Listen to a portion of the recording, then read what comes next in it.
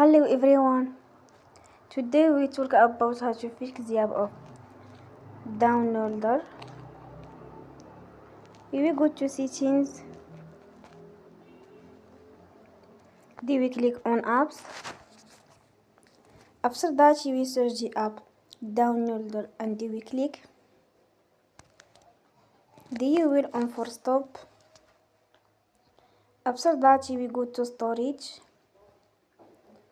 Then we click on clear cache.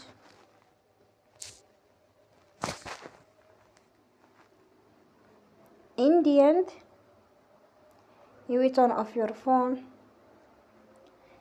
and you will recharge your phone again. Don't forget to support us by like and subscribe. See you next time and thank you for watching.